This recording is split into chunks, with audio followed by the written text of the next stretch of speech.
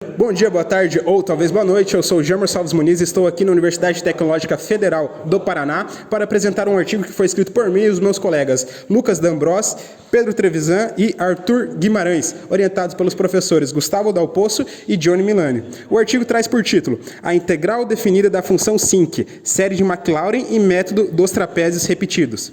Comentando um pouquinho sobre o resumo, nesse artigo será apresentada uma comparação entre dois métodos para solucionar a integral da função sinc não normalizada.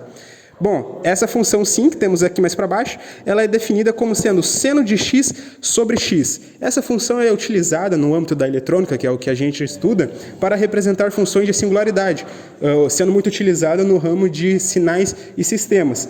E calcular essa integral definida não é muito trivial, porque ela pode cair de forma analítica em alguma indeterminação. Por isso, qual o método que a gente usa para conseguir resolver essa integral de forma analítica? A gente usa, então, o método da série de potência, mais precisamente a série de Maclaurin.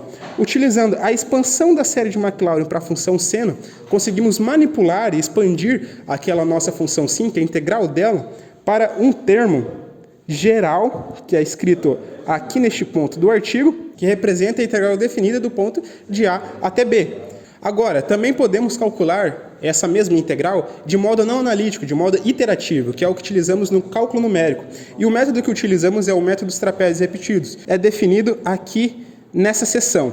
Bom, tendo esses dois métodos em vista, seguimos então para o resultado e a discussão. Dado aquela nossa equação de termo geral da expansão da série de potência, para calcular a integral definida da função sinc de 0 até π, nesse intervalo. Ao truncar n até 20, chegamos em aproximadamente 1,85 e mais algumas casas decimais. Só que aqui já encontramos um problema. Por quê? Pelo método dos trapézios repetidos, nós não podemos fazer esse cálculo de 0 até π, porque também resultaria numa indeterminação. Qual a solução para isso? Poderíamos colocar um valor muito perto de 0. Não sendo ele 0, podemos fazer esse cálculo. Só que, definitivamente, do ponto 0 até π, nós não podemos usar o método dos trapézios repetidos. Bom, devido a essa dificuldade, vamos mudar os limites de integração da função para que possamos calcular dos dois métodos, fazendo então um intervalo que seja variando de π até 3π. E esse daqui é o gráfico, então, da área que queremos calcular, da integral que queremos calcular dessa função. Então, nós temos o primeiro valor, que foi calculado a partir da expansão da série de Maclaurin, com 20 termos no somatório. E temos também o valor que foi obtido pelo método dos trapézios repetidos,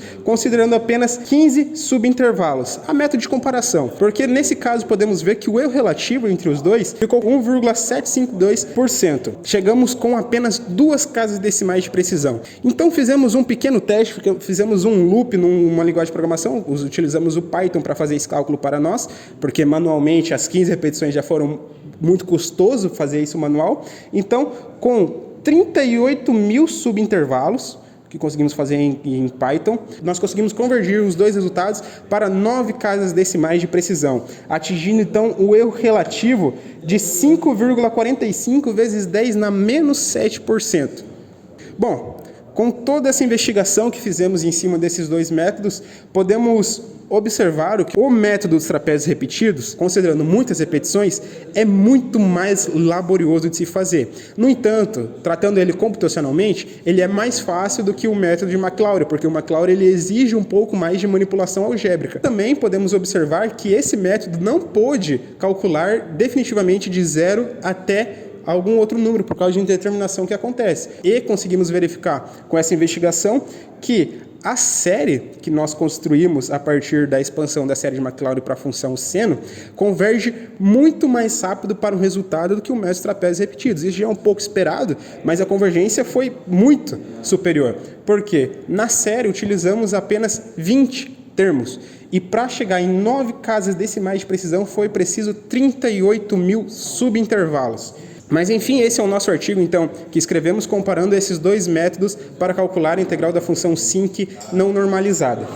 Não posso deixar aqui a oportunidade também de agradecer, como a gente já escreveu, a universidade pelo ambiente criativo que ela proporciona, né, esse evento que ela está trabalhando, e também pelo forte incentivo dos nossos orientadores, da professora Johnny Milani e do professor Gustavo Dal Poço, que colaboraram muito para que esse artigo fosse para frente. Obrigado pela atenção.